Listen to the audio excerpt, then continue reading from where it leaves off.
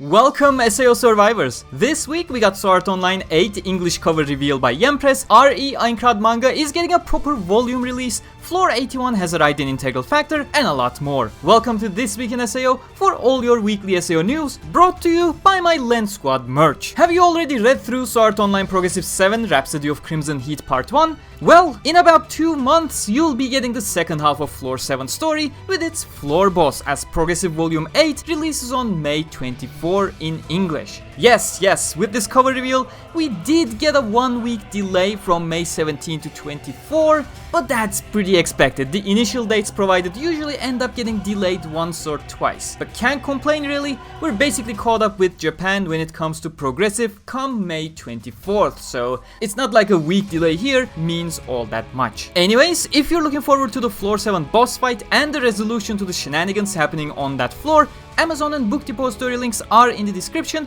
I personally recommend Book Depository for a timely delivery for SAO pre-orders though. And if you haven't grabbed Progressive 7 yet, what are you waiting for?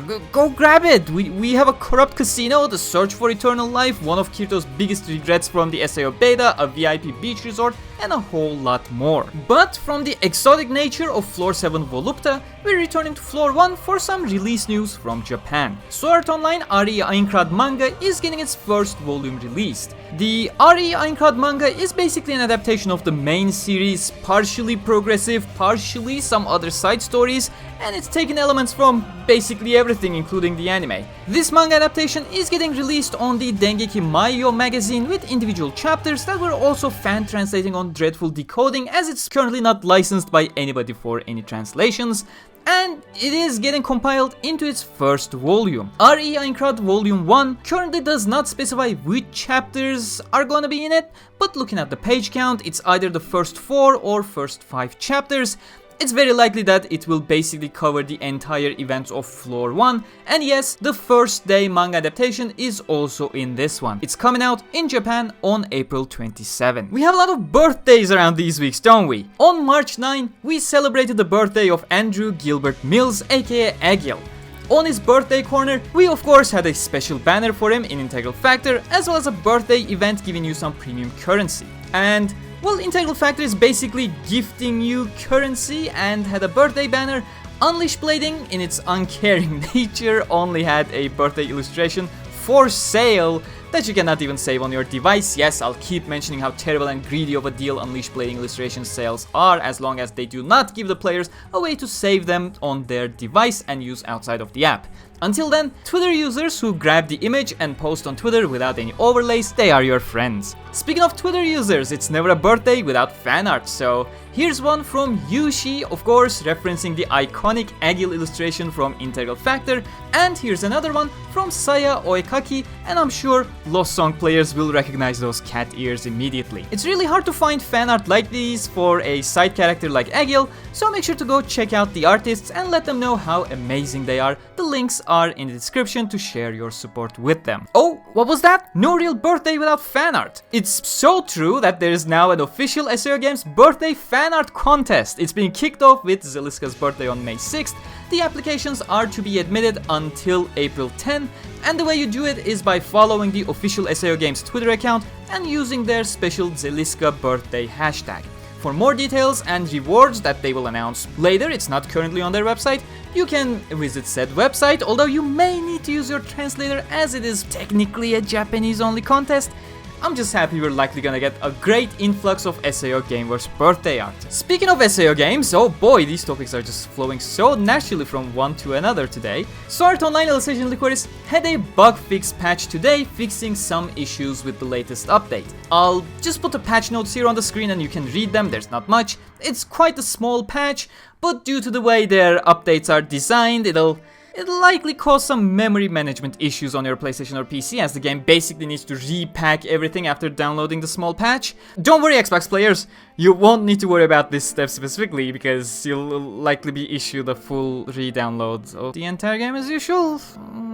What? That's not any better at all. I hope the next time we get any kind of SAO game, they'll stop doing this process, you know. Although with the Gameverse supposedly ending with Lycoris, who knows what's next. But what's next for Integral Factor? That one is already here. Earlier this week, Floor 81 has been added into the story-driven mobile game. This new story is a full floor story, meaning you and Koharu are there from the beginning of Floor 81 all the way to the floor boss itself. Following a tip from Argo as requested by Lind and Asuna, you and Koharu must solve the mystery of Floor 81 and bring the humans and the millennial beasts together to save their environment and continue successfully progressing through Aincrad. I did like this floor story in general. The floor story was not the most interesting or the most intense, but they are trying something new here, as it is the first time they are culminating their own original storylines together. The SAO Integral Factor quartet, consisting of Mater, Lure, however you pronounce his name, Stilla and Typhon, finally start getting involved after being teased throughout the stories of the past year, especially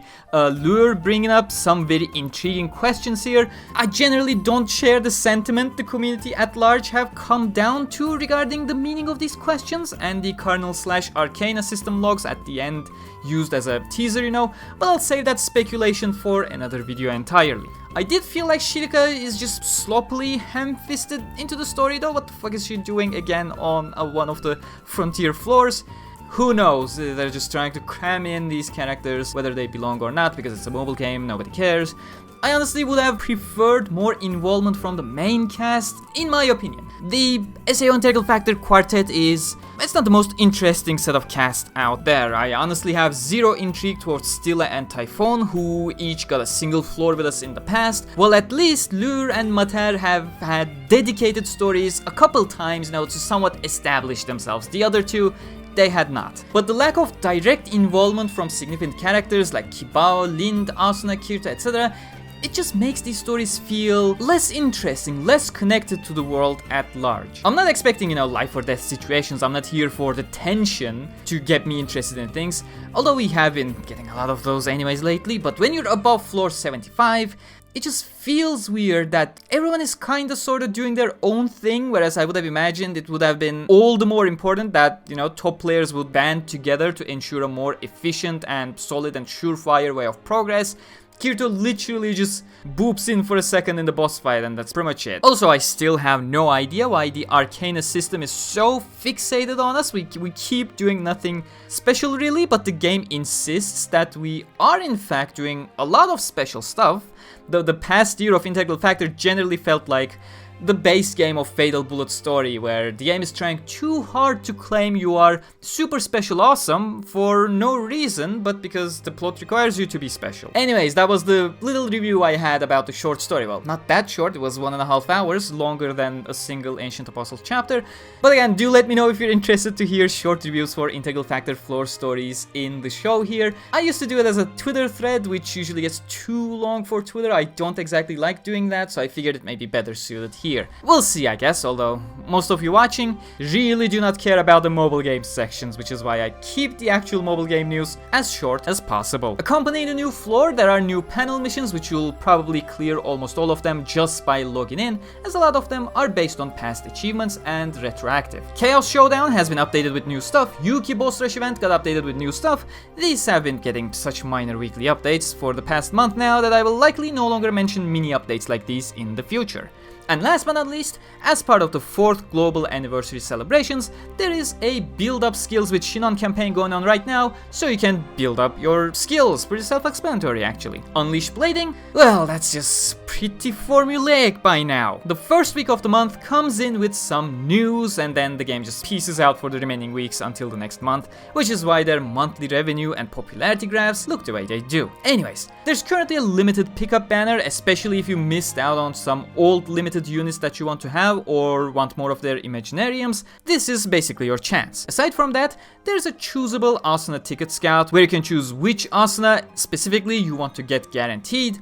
there's a new Earth Alice that will match up with your Earth Edith from last week, both of which are prime picks for the Water Hobgoblin Showdown event. There's a special Vixurul Shasta to grab, but sadly, it's just a home illustration. Honestly, I would love to have a Shasta unit, but I ain't paying up for a JPEG that's locked into the game that I cannot even save on my device. Oh, and yeah, there's an Unleash Blading Appreciation campaign right now, featuring missions that give out R4, Fanatio and Renly armor. I can appreciate that much. What I appreciate more, however, is beautiful art. Starting with an official one, the SAO Girls Ops mangaka Nekobyo Neko continues to bless us with amazing drawings back to back, this week with a lovely Silica illustration. Meanwhile, Mashiro has given us their very cute take on some iconic progressive scenes inspired by the latest canon of the Golden Rule manga adaptation release by Mugetsu. Meanwhile, 2 Tora's drawings are so beautiful that they managed to get a spot almost every week in this show,